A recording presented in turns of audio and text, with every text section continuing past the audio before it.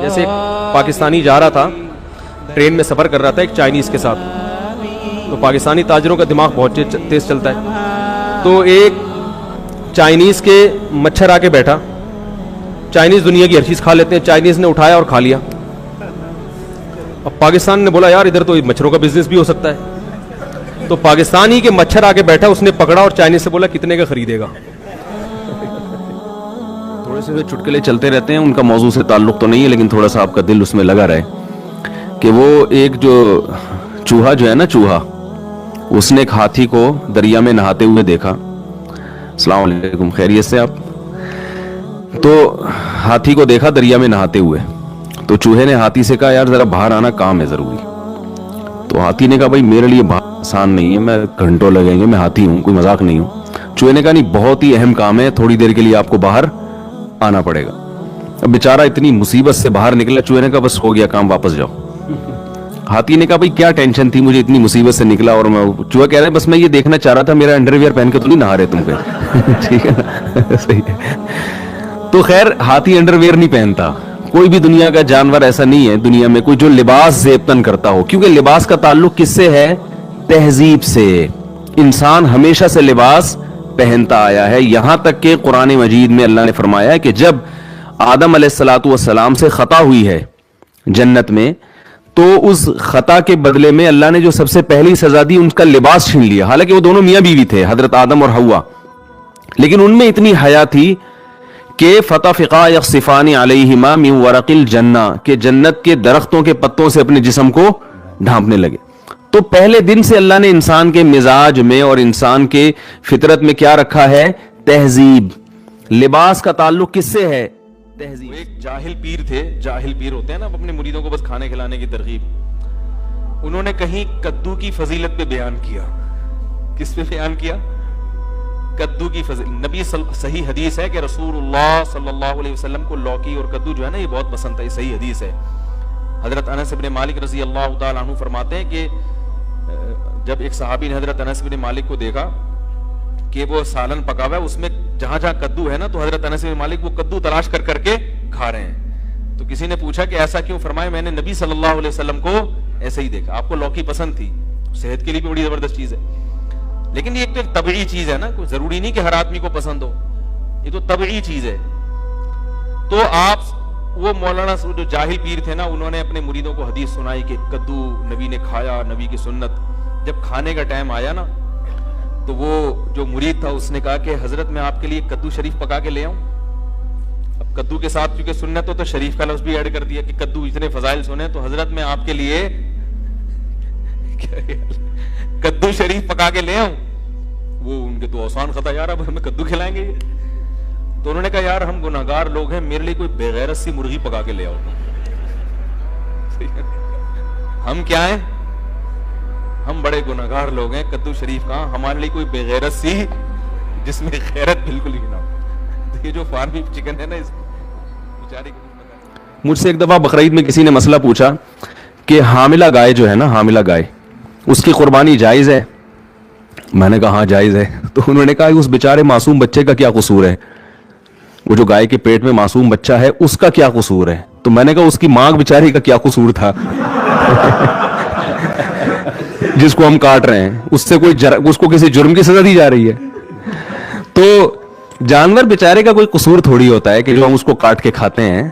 وہ اللہ نے بنایا کس کے لیے؟ ہمارے لیے. چٹکلا سناتا ہوں نا، کئی بار آپ سن چکے ہیں.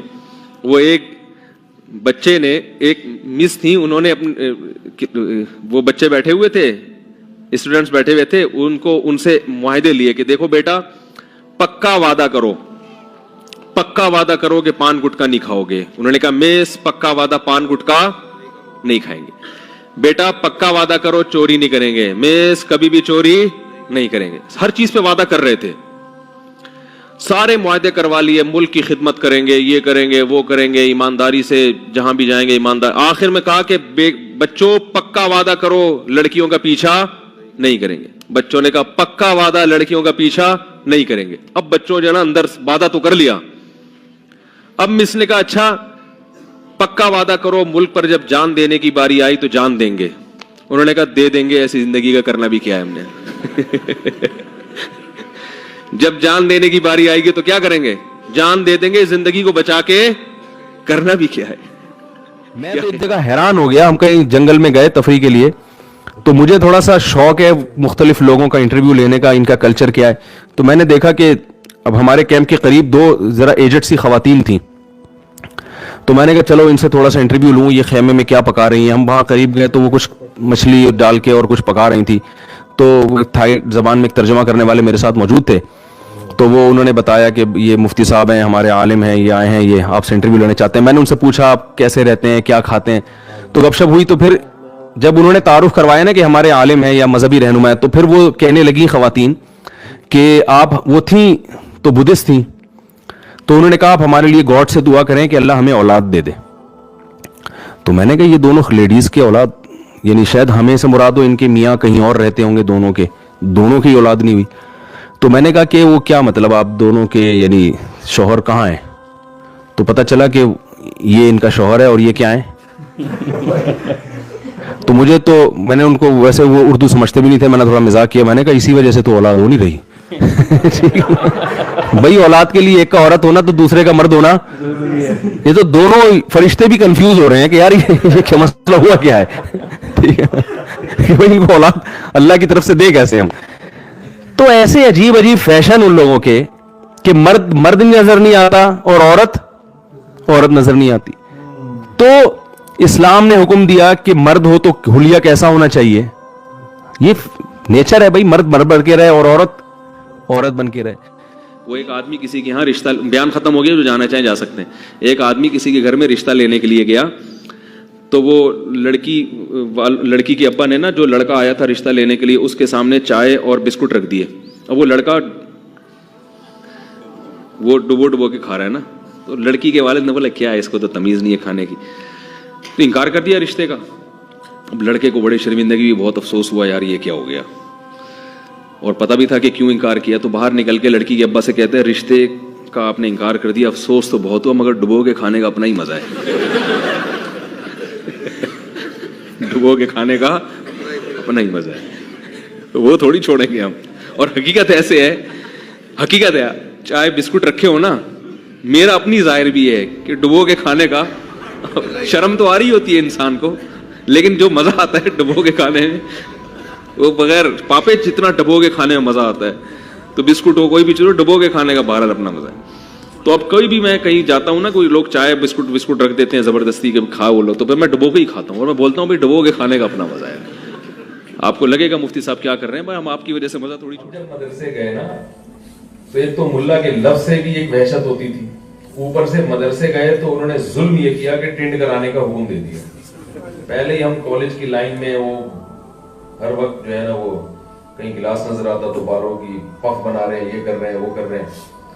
ایک تو اتنی بڑی قربانی دی کالج لائف کو چھوڑ کر, وہ عیاشیوں کو چھوڑ کر. ایک حضرت کا مدرسہ بھی ایسا تھا, 8 طلبہ تھے اس وقت ٹوٹل, کوئی بڑا مدرسہ بھی نہیں تھا.